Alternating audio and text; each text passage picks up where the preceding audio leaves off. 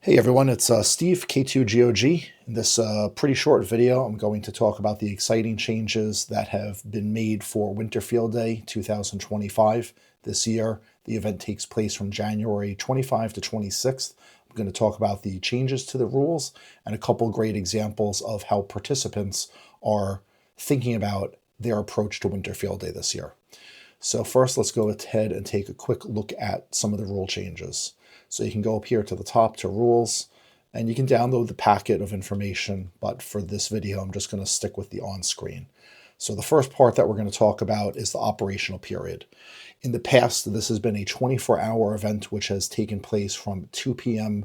Saturday Eastern Time and concludes at 2 p.m. Sunday Eastern Time, or 1600 UTC time to 2159 UTC.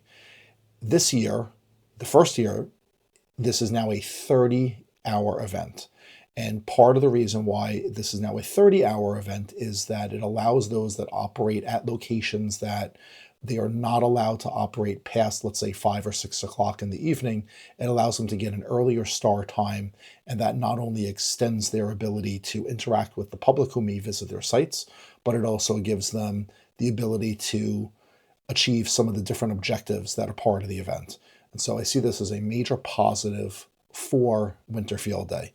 So again, 11 a.m. Eastern Time is the new start time, not 2 p.m. So that's really, really important. Now, you do not need to operate the entire 30 hours or even the entire 24 hours as in the past. But again, I think this gives a unique opportunity for those to spend more time during the daylight hours out there in the field operating radio, especially if you're at a Parks on the Air location, such as my group, which after 4:35 o'clock, even though we have a permit, the park itself is not open after dark, and thus we need to leave. So I'm really excited about this change for the event. So again, that's really, really important. So make sure you plan accordingly if you're operating as an individual or as a club or some other entity. Make sure that you're clear on when the event starts. The next thing that I'm going to talk about is the operational class. Up until 2 years ago, there were only 3, and those were home, indoor, and outdoor. 2 years ago, the mobile/mobile stationary class was introduced, and this is really, really important because it offers something very unique for the event. And so just to kind of read this, mobile stationary, these stations are defined as operations from a mobile or potentially mobile structure like an RV, car, van, sailboat, cargo trailer, etc. These are operating positions that may offer some sort of built-in heating and cooling.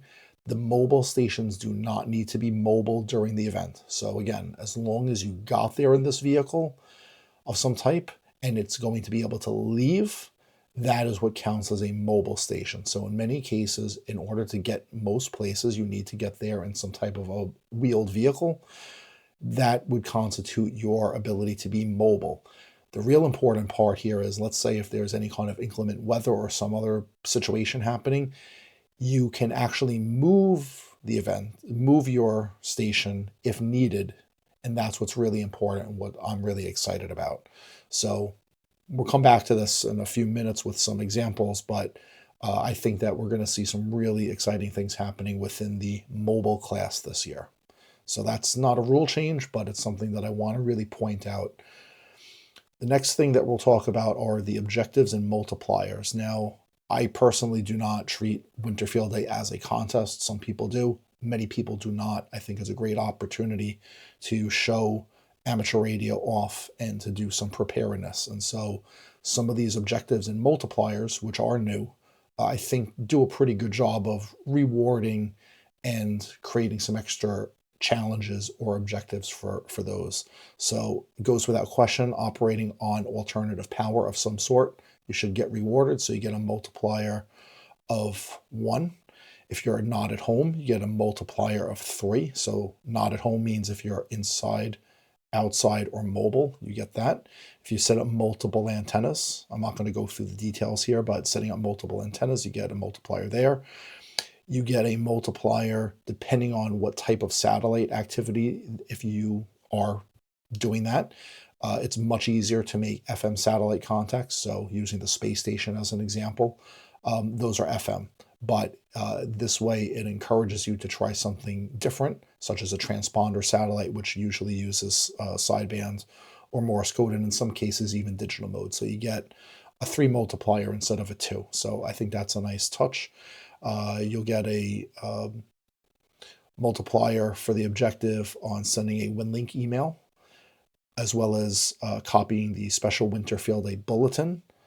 You get a really nice multiplier if you're able to operate on 6 bands. So let's say, for example, 80, 40, 20, 15, and 10 gives you 5. So just making at least one contact on 2 meters, maybe on 220, maybe on 440, maybe even 160 meters. You get the idea. So operating on at least 6 bands, I think, is pretty nice. Multiple modes, same thing. My organization tends to focus on low power QRP, so you get a 4 multiplier for that. This year, I'm glad we'll be able to take advantage of the 6-hour continuous hours of operating. So we'll be able to do that on both Saturday and Sunday, which I'll come back to.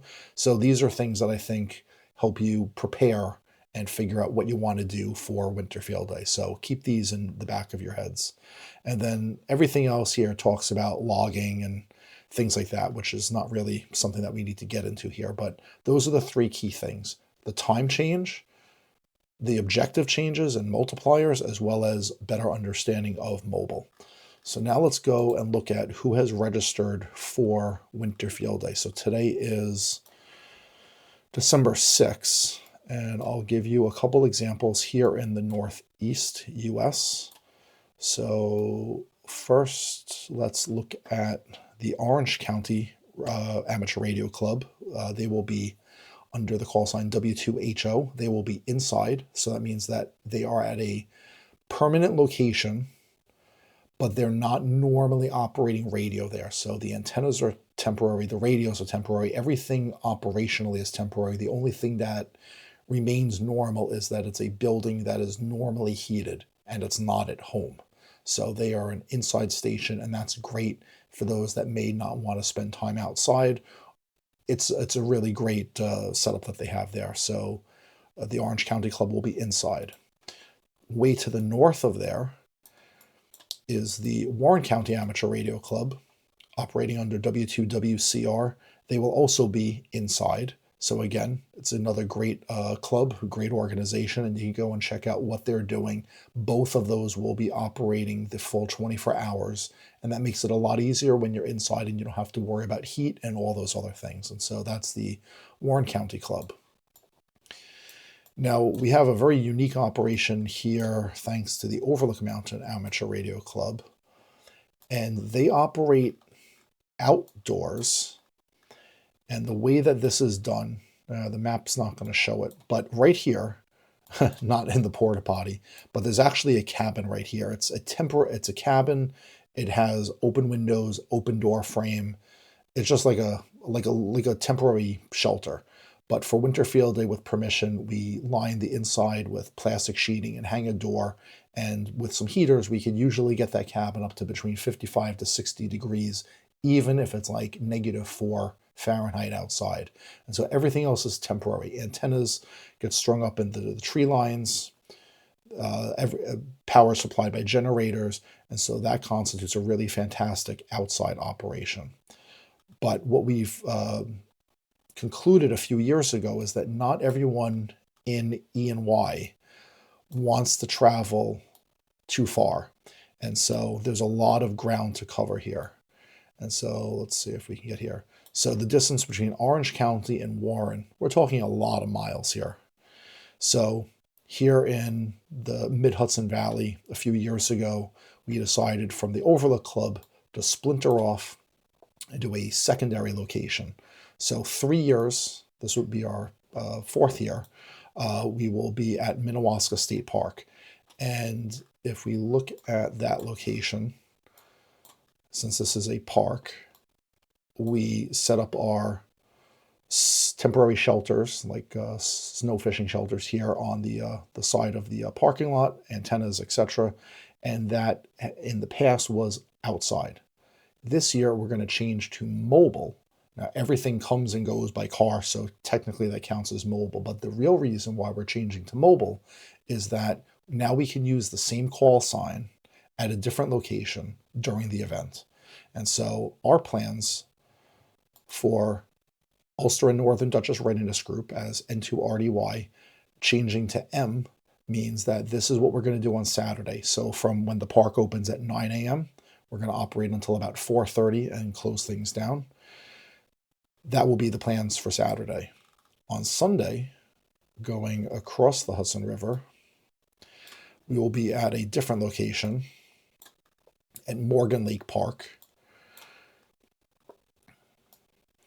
And why we chose this is that the Empire State Trail, which is a POTA entity known as US 8098, or locally it's known as the Dutchess Rail Trail, as long as we're within 100 feet of the rail trail or the Empire State Trail, not only does it count as a Parks on the Air location, but it offers some really great opportunity for the public to come and see what we're doing.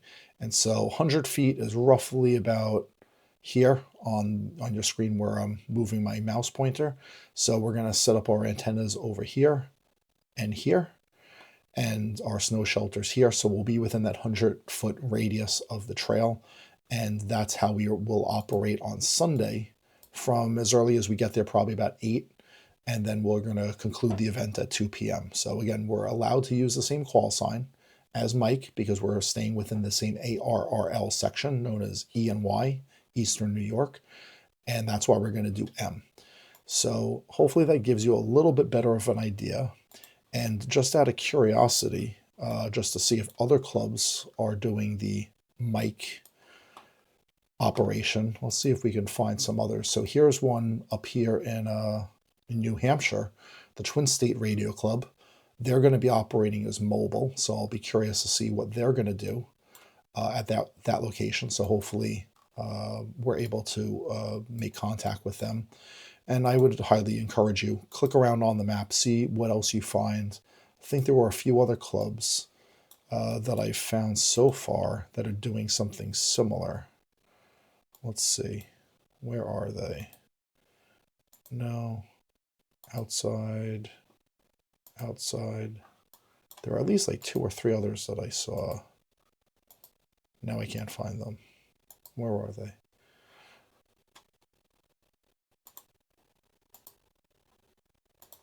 I know they exist. All right, well, I'm going to leave that up to you. See if you could find the other clubs that are going to be operating as Mike. So be on the lookout. Oh, here's one. Yeah, Chippewa Valley Amateur Radio Club, W9CVA, also operating as a Mike station. So there's at least 2 more. Oh, here's a third one. Not a club station. WA0UIG, so another Mike.